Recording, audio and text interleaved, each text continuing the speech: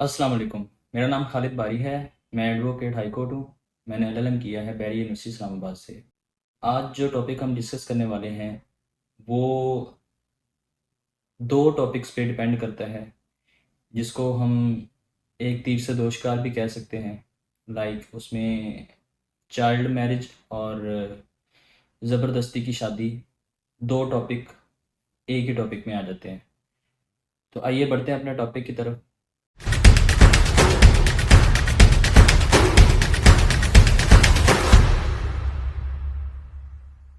सबसे पहले हम डिस्कस कर लेते हैं कि चाइल्ड मैरिज क्या है।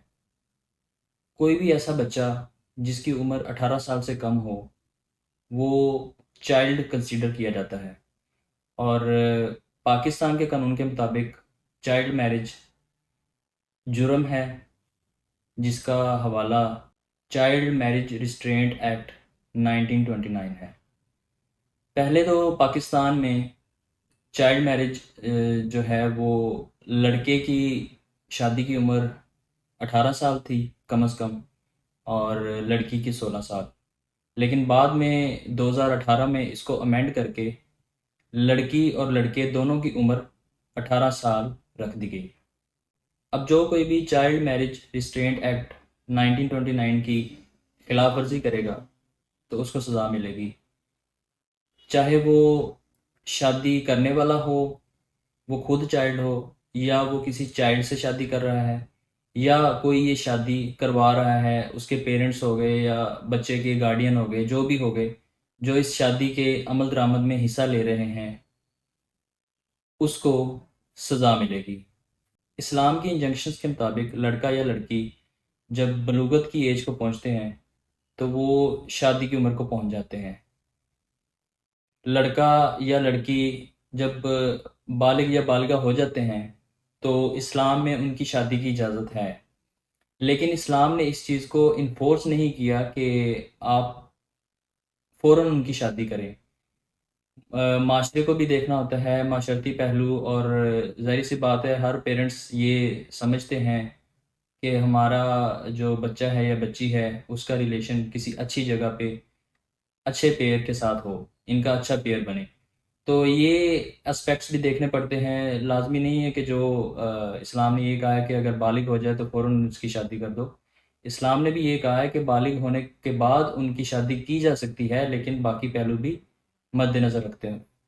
अब आ जाते हैं ज़बरदस्ती की शादी की तरफ। ज़बरदस्ती की शादी इस्लाम में भी मना है, और अकॉर्डिंग टू पाकिस्तानी लॉज भी इसको जुर्म समझा जाता है।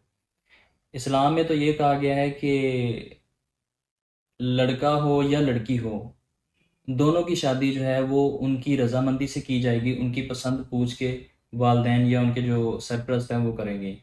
पाकिस्तान का कानून भी इसी चीज़ को अमल दरामद करता है।